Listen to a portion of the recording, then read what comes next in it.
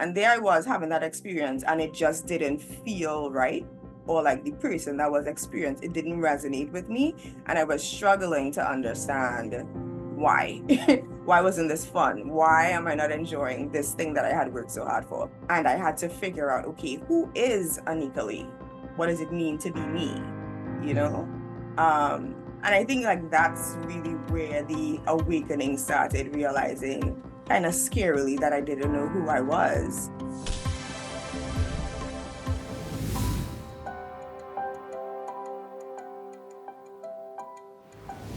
On my channel, this is Seeds of Awakening, your home for higher frequency conversations for the open-minded, free-thinking folk. I want to thank you so much for joining us. What would you do if you thought you were checking all the boxes? You went to school, you got good grades, you got the job, but then you're left feeling unfulfilled. Would you continue to work in that job, though you thought it was your dream job? Or would you go on a quest like my next guest, Aneakaleigh Neils, did? I'm going to bring her in just a second, but first, make sure you smash that like, hit that notification bell, subscribe to the channel most importantly. Alright, so let's bring Aneakaleigh Niels in and learn what her situation was exactly and how she found fulfillment in her life. Alright, Aneakaleigh, so how's it going? It's great, actually. Can't complain. Yesterday I had a really relaxing day, so today just more of the same before I head back out to work. Well, as we start, I want to thank you for taking the time to talk to us. I know you're probably busy, and thank you so much for joining us here at Seeds of Awakening. Thank you for the invitation to be here. I'm really excited for this conversation. So let's take it back to your youth. Where were you raised and how are you raised? Okay, so I'm from Trinidad and Tobago, born and raised. That's the accent. Yeah, yeah. So Caribbean, Southern Caribbean island, closest to Venezuela. And I think I had a pretty traditional upbringing here, you know. I was raised in a single parent household, but my dad was very active in my life as well. With that being said, both of my parents had very different ideologies, like the way that they lived their lives. I was exposed to, I guess, different mindsets. And I think that's where kind of like I guess we could say my awakening started because it was kind of like going between the two of them and just realizing how different things are and how different things could be. So I guess we'll talk more about that later. You can talk about it now. How was their mindset different and how did each of them influence you? Yeah, so growing up with my mom, because I spent most of the time with her, we shared a lot with other family members. So I think that there was, and if she watches this, she'd probably be mad at me for saying this, but it's the truth. There was a certain extent, a lack mindset. Like, you know, there wasn't a lot to go around, and it was just like a lot of like, as a child, I had to ask for things. Like, this is one of the things that really like brought it to light for me. Because when I go to my dad's, he was a little bit better off financially. He's a businessman, and here in Trinidad and Tobago, if you know anything about the island, we have a big carnival culture, and the steel pan or the steel drum, some people might call it, is our national instrument, and it's one of the only percussion instruments to be invented in the 20th century, or the 21st century, I should say. With that being said, he worked in that industry and he makes steel pans, and you know it's kind of like a lucrative business. So when I used to go to his home and I would like go into the fridge and I'd be like, hey, can I have this? He'd be like, why are you asking for that? If I bought it, it's for you. Like, you know, versus when I'm at home, it could be anybody. So like you had to like, you know, ask permission, that kind of thing. And I guess with my dad, things had a little bit, the different outlook wasn't that yeah, ask, believe, and you shall receive, a very biblical verse, but like that was instilled with me on my dad's side. And then on my mom's side, it's kind of like, okay, we'll ask, but the answer might be no. So don't ask. Right. I guess more of a poverty mindset, you could say. Yeah, yeah, yeah, for So how sure. did that influence you or affect you growing up? I think growing up, it was kind of like, you know, people talk about code switching with languages. Hmm. It was kind of like mentally switching a lot. So, and like figuring out around who I could be a certain way and around who I had to be a different way. And so one of the things that I realized in adulthood was that I had kind of started playing roles in different areas of my life, and kind of began to outgrow that a little bit, or it became overwhelmingly complicated and tiring. And I had to figure out, okay, who is Aneakaleigh? And I remember asking myself that question one time, and I started writing things like a sister, daughter, friend, and I was like, all of these are you in relationship to other people, but who are you if these people don't exist? Who is Aneakaleigh? What does it mean to be me? You Mm. know? And I think like that's really where the awakening started, realizing kind of scarily that I didn't know who I was if I was not in relationship to other people. So was it kind of like you were journaling and didn't know you were journaling, but you were kind of writing down your thoughts about who you were? That yeah, so it's funny that you would say that because it did start with buying a journal. So just to like set the background a little bit, I did study languages at university. So that's where that code switching reference came in. And I said I was a Spanish major and I graduated and I moved to Colombia and I taught English there for a year. And then when that time was up, I was not ready to come back to Trinidad as yet. And I found a program, my friends and I at the time, and we all moved to Spain on that program together. So then I get to Tú hablas español. hablo español, sí. Sí, hablo español. So we get to Spain, and I don't know why I had this kind of like, well, maybe I do know why in retrospect, Saturn return. It was around that time of my Saturn returning in my birth chart, but I didn't know anything about that language at that point yet. But I get to Spain and I just had like this uncomfortable kind of like, this is what you've always wanted. Like you dreamt as a child of traveling the world and living, maybe not living abroad, but definitely traveling the world. And there I was having that experience and it just didn't feel right. Or like the person that was experienced, it didn't resonate with me. And I was struggling to understand why. Why wasn't this fun? Why am I not enjoying this thing that I had worked so hard for?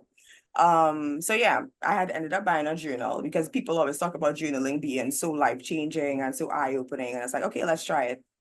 And that was one of the first things I did in a journal. I wrote my name. And then I was like, write things that describe you. Mhm. And all of them were rules. None of them were anything. I don't even know what I was specifically looking for, but the idea that they were rules really like stood out to me. And I was like, okay, this isn't what I think the activity should be. So then I went on that journey of figuring out, and I think still to this day, figuring out who is Aneakaleigh, you know? So where did that lead you? That's a loaded question. It led me many places. It led me on this adventure of realizing that I am not the kind of person who fits a rule, a specific rule, and that it's okay to change as you learn new information and as you grow and as you experience life. I think, especially in my culture, Caribbean and Trinidad and Tobago, like you tend to define yourself by your job.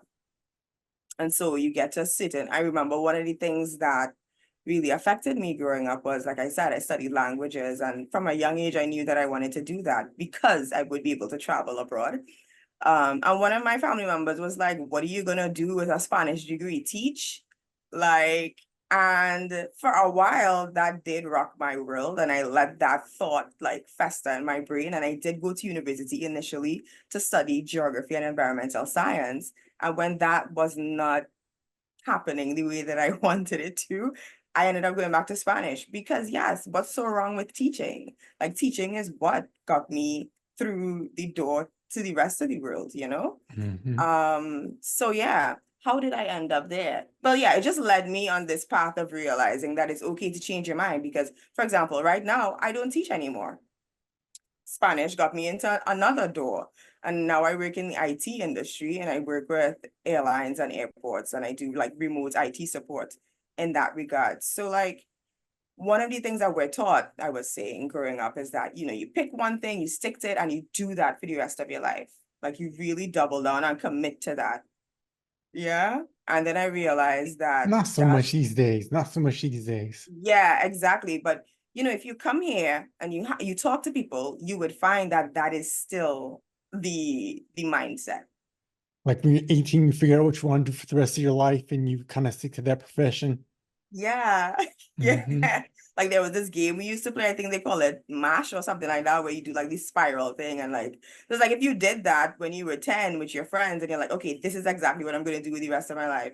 But then you grow up and you realize, I don't want to be a lawyer anymore. Yep. Like this isn't fun. This isn't what I thought it would be. And it's okay to use that information and then figure out then in that moment, okay, what am I really looking for here? And for me, I always tie it to an emotion. So is it that I want to feel more satisfied in my life? Is it that I want to feel more at peace? And not so much tying myself down to the job that's going to do that or the role that I'm going to play that's going to do that. I've gotten really comfortable with leaning into the curiosity of like letting life bring that thing to me Hmm. instead of putting on the horse blinders of it has to look like this, you know? Just kind of letting go and letting what happens or what's for you come to you. Yeah. So like that whole act of like surrender, definitely Hmm. into that. And it's been hard, but beautiful. It is hard because it's so easy to get attached to the things of life and the ideas of who Mhm. we think we are. So I could Mhm. definitely see that. So I didn't ask you this: were you raised religiously or more spiritually? How are you? Were you raised in a kind of Christian environment, or how are you raised? You can say that it was a Christian environment, especially on my mom's side. And obviously, when I went to my dad's too, my stepmom, she's Catholic. Hmm. So I would go to Catholic church more often than I actually went to Pentecostal church. So my mom and they were Pentecostal. So I guess you could say that I did grow up in a very like spiritual, religious way. Hmm. And that too, in and of itself, was kind of eye-opening because the way that people behave in church and in front of God is not always the same that they behave when Behind they're closed doors. exactly when they're comfortable and they're at home and they're with their friends. It's a completely different person, you know? So Mhm. I was raised to see that quite early too. Gotcha. So how do you feel like that also shaped your kind of your introspective revelations that you were going inside doing the journaling and that sort of thing? Did you have like a spiritual foundation or religious foundation that was shaping you as well as you were growing up? I think I would say no. I don't think that because I was going to church, um, I I had like a relationship with God, a relationship with Jesus Christ. Like I acknowledged to a certain extent that they exist and that's what people believe in, but I don't think even to this day that I have like a really solid relationship with religion in that way. Um, but there are some things that I think that I've learned that I really held on to like certain Bible verses or just like I guess the way that just Jesus was portrayed to be. I was just like, yeah, we should all be more like that. I gets down with that, dude. Like, maybe not in the most religious way, but just Right, like the philosophies of it all. right. And I feel like if more religious people really understood the teachings of Christ, the world would be a completely different place. Like if more people really did unto others as they would have others do unto them. If more people really did have faith in things working out for them, and not, cursing God when it didn't go their way, the world will be a different place.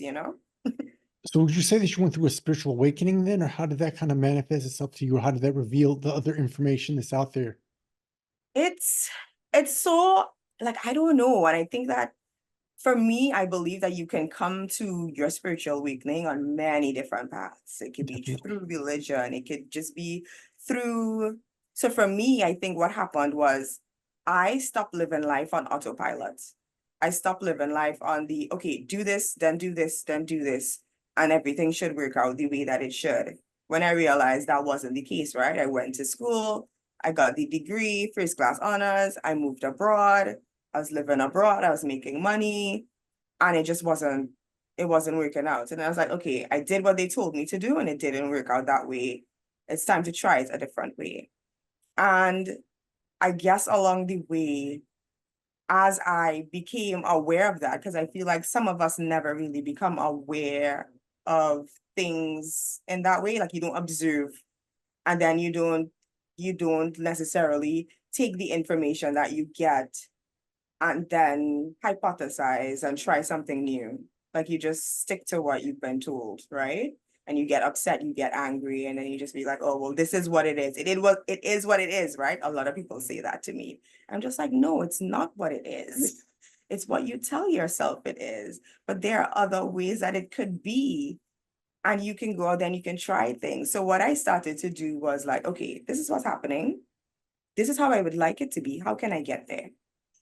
And I started doing different things. So like, this has been what I've done for the last 30 something years. Let's try something else. And hey, if it doesn't work out, we could go back to that thing because we know how that goes. We know how that story goes. But what if this actually goes differently? And you know what? It almost always did. So like it's this idea of allow yourself to have new experiences, allow yourself to surrender to what's right in front of you. Like release the need to control the outcome and like allow life to surprise you. Now that doesn't work for everybody. I acknowledge that, but it worked for me. Thing about life, it's a very individual experience. So what works for one person doesn't have to work for another person. That's the thing about life. Yeah. And it's something that I've come to understand more and more through this thing called human design. I don't know if you know what that is. Have Yeah, you ever heard of explain. it? I've Yeah. heard of it, but I'm not completely familiar with it. Please explain. Yeah, sure. So human design is basically like a synthesis of different spiritualities, right? So you have parts of it that come from the Hindu chakra system, parts of it that come from the Chinese I Ching, and basically, at its core, what it teaches is how individually we all experience life. Yeah. So also astrology is in there because you take your birth time and your birthday and where you were born and you plug that into the system and it gives you this chart. And to me, I can best describe it as like if your human body was a switchboard, right? Hmm. And it shows you where you have energy and where you don't. And what that really translates to in everyday terms is like, what am I here to give to others and what am I here to receive from others? So energetically, people talk about that frequency, right? And here in Trinidad, we have like a saying, like your blood don't take somebody. So like sometimes you just meet somebody and you immediately don't like them. They didn't tell you nothing, they didn't do nothing to you, but you just, something about that person, all right. And so like it's kind of like that frequency, right? We all operate on different energetic levels, different energetic frequencies. So human design categorizes each of us based on the energy that we have available, right? So like how we're here to experience life and what we're here to give to other people. So you have 5 different types. So I'm a manifesting generator and I'm the kind of person I'm here to do multiple different things. I will change my mind. And this is something that I knew about myself growing up and I've been chastised for by adults in my life. They're like, you never finish anything. You're always starting things and you're always giving up. That's how they say it. But like I've come to understand, it's not that I'm giving up. It's just that I did what I needed to do with this thing. You figured it out and then you're moving on to the next thing. I learned what I needed to learn from that Hmm. thing, and now it's time to move on. Like this was my end goal, and the end goal looks different for everyone. Like some of us just need to, like sometimes I'll be reading a book and I will just read one line and I'll be like, that's what I needed to hear. That's all that I needed to hear. And one book, for example, that I can give you, like to this day, I'm like, oh, I'll finish it. It was Michelle Obama's book. Hmm. And it was like right in the beginning, she was talking about when she was growing up, and the adults in her family asked her, what do you want to be when you grow up? And she was like, as if like when you grow up, that's it, like your cat. And I was like, yeah, that's such a dumb question. And I closed the book and I was like, that's all I needed to hear. Because I'm the kind of person you can't tell me that it stops here. Like just because I work in IT now, that's all that I'm gonna do for the rest of my life. Right. I don't So, know that to be true. Tell so, me. so as far as human design goes, did you learn this on your own, or did you take it up in school? How did you learn about or get exposed to this idea? Right? So the internet online. Now, this is something I had come across on Twitter once, right? Like there was this girl and she was talking about it and I was just like, oh, that sounds interesting. And then I never heard about it again. Or I didn't give it too much attention. Actually, at that point too, I did pull up my chart and I did see it and I was like, this is confusing and it makes no sense. And something told me in the back of my head, it was like, you don't need to know this now. Right? I was like, okay. And I closed my laptop and I go about my life. And then fast forward to like post-COVID times, well, just right after the lockdowns had stopped. Somebody else was talking about it, and then I saw more and more people talking about it. And I decided, okay, I think now is the time. Remember, you said it wasn't the time then, maybe the time now. And I remembered it was like maybe sometime in March, and I spent the entire night just online reading everything. And I was just like, yes, this is me. This is so true. Be like, wow, wait, what? And it kind of upset me because I was like, I needed this information. The last how many ever years you told me that I didn't need it. And I realized just how true it was, how much stress I could have saved myself from, how much anger, how much like, and then I stopped myself and I was like, no, you needed to experience that. You needed to have those experiences. You needed to, they say you can't lead the horse to water and force it to drink, right? Yep. It Yep. was that kind of experience for me. Because if you had told me this before without having gone through it, I would have just been like, okay, whatever.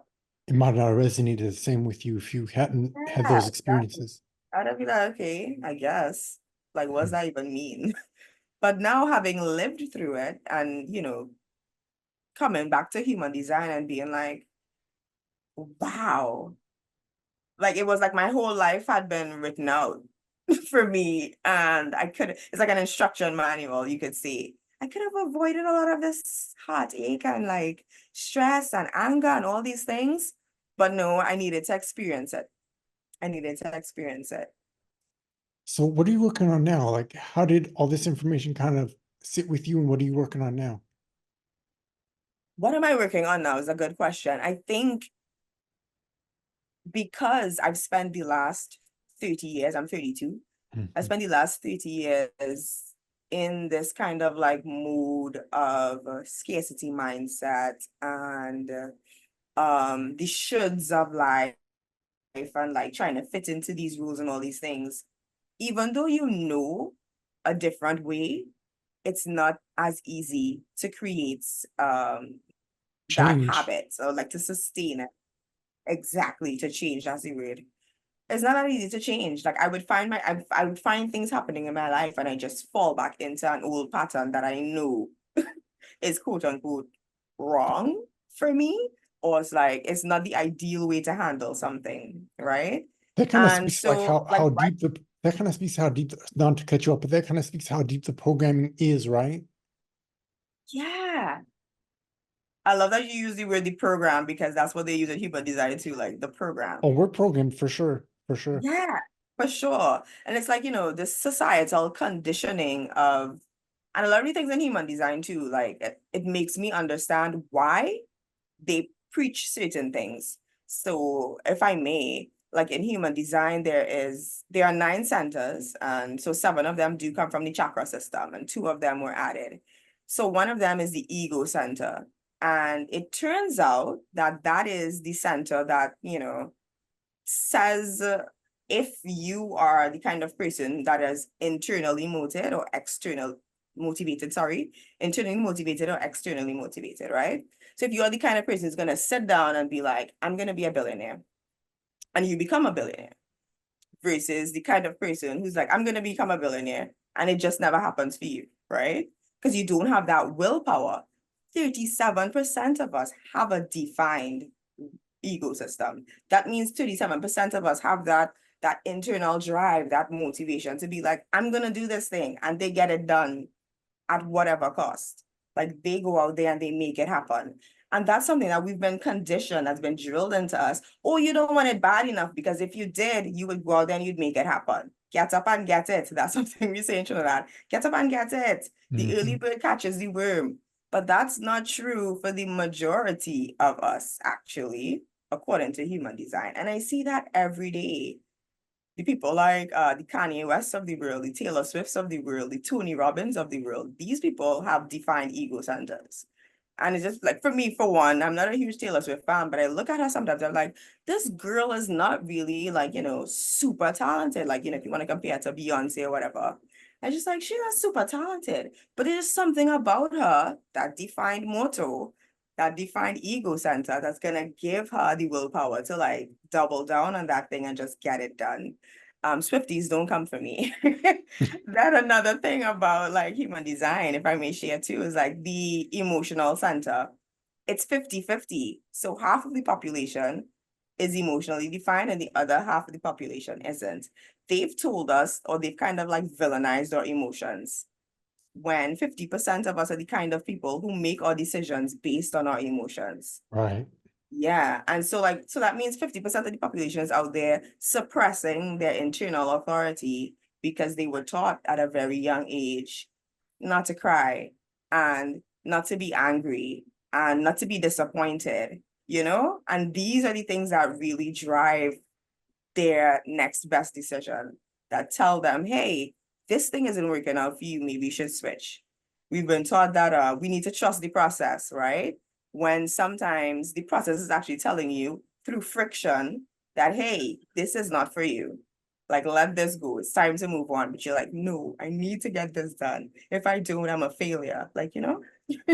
So how has human design or the understanding of it helped you become more successful in life, or how have you applied it to yourself personally?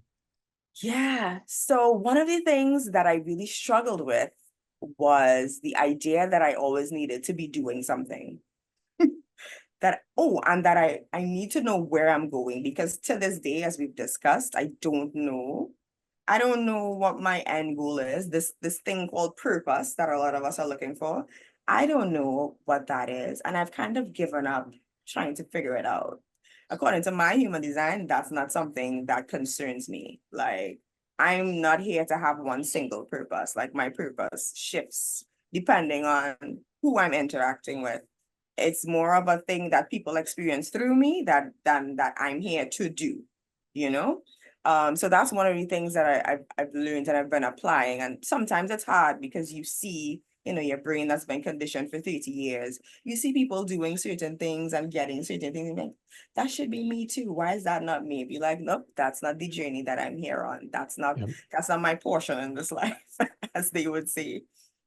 Has your study of human design helped you put things in perspective also, like not being so focused on your goals or not focused so much on the outcome of what you're doing?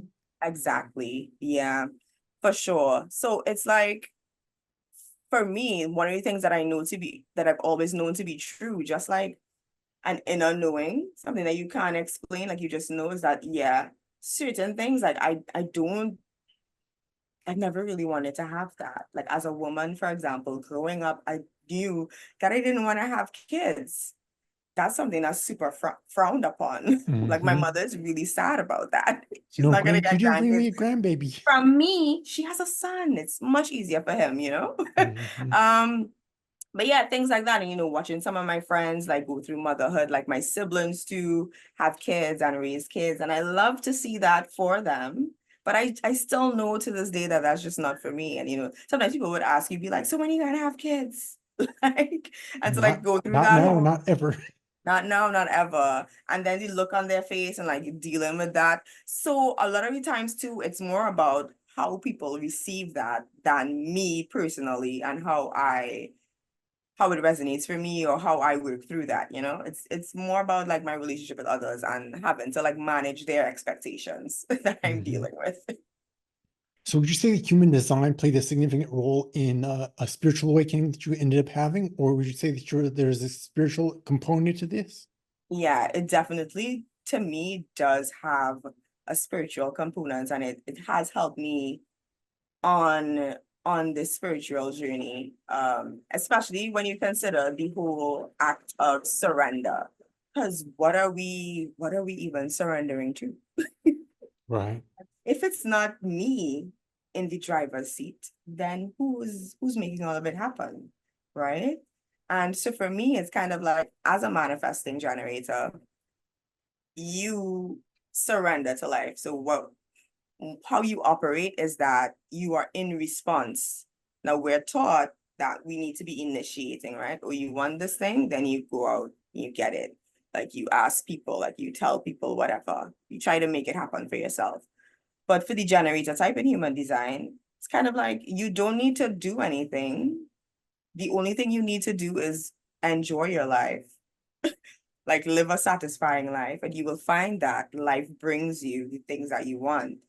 And as woo-woo and lazy as that sounds, it works for me. I'm actually quite surprised at some of the things that have happened for me in response mode versus when I was trying to make it happen myself. You know, a simple thing is like the job that I work now. I remember when I moved back home, I didn't know what I was going to be doing. I started applying for jobs like helter skelter. Like, of course, you need to like find work. Nothing was panning out. And then a friend called me one day and he was like, "Hey, one of my friends works for this company and I think you would be a good fit. You speak Spanish, right?" And I was like, "Yeah." And then that phone call led to a job interview, led to them hiring me on the spot. And now I've been working there for the last 3 years. Like, That is when you know you're in the zone, when like things just fall in your lap. yeah, like things just fall in your lap, and it's all because you trust Mhm. the Trust the life. process. Yep. Trust the process. You trust that. And in trusting the process, you also are able to recognize when you're being redirected and take that nudge, take that gentle nudge, be like, okay, do this instead, like go in this direction, let that go, you know? And that's not always easy, as we've said before, but it bears beautiful fruit. I feel like you dropped so many jewels in this interview, like so many subtle like truths about life and about manifestation, about like letting go, releasing from attachments, deprogramming yourself, so many benefits to this human design, which I was not exposed to. So thank you so much for sharing that with me. Thank you for the opportunity to be able to share that. I'm really excited that more people would hear about this and maybe like do their own deep dives into human design and figure out how it can work for them. Yeah, I have a few questions that I like to ask all my guests. Call Mhm. it kind of hot seat questions. Sure. So the first one is, if someone were to ask you what the definition of a spiritual awakening is, what would you say? Okay.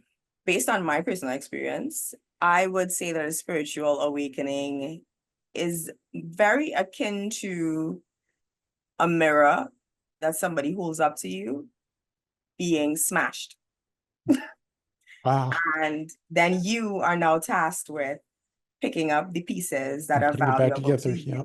and putting it back together.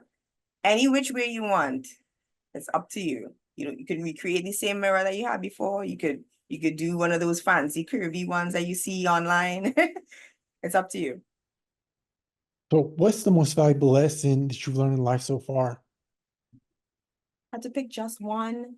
Um, if I had to pick just one, the most valuable lesson might be to, if you think that you can slow down even just a little bit and invite space for pause in your life, do that. Slow down. Hmm, great advice. All right, my last question is, if someone was going through a spiritual awakening, what advice would you give them if they're starting to question things or look at life a little bit differently? What would you say? Grab a journal and write those questions down and come back to them 6 months later. Write down what you're experiencing, write down everything as it comes in your mind, and you find that your mind is obsessing over that thing, and write it down. Also, vulnerability, like with close people in your life, is something that's going to help soothe maybe the friction that you're feeling. So have conversations with people around you. If you're having that experience, somebody else in your circle almost always is, and will be able to hold space for you and reflect back to you what you're feeling as well. And write that down too. Write everything down. Write everything down. All right, so question is, if someone wants to reach out to you or have some questions for you, how should they go about contacting you? Where can they find you? Okay, so you can find me on Instagram. It's Coach Aneakaleigh. I'm on Instagram. You can reach out to me there, send me a DM. That's basically where I hang out. So So you actually coach people as well. That's part of your that's how you serve as well. You help coach people. I do coach people. I do coach people like through their human design, through their awakenings. Like I really find that a lot of my clients are people who have come to a point in their life where they realize that they've outgrown one role or one chapter, and they're trying to figure out what does the next step look like, or what does the next phase look like for me. Wow, this has been a really enlightening conversation. I'm glad we took the time to learn more about what you're doing in human design. I appreciate your time, Aneakaleigh. Thank you so much. Thank you so much for having me.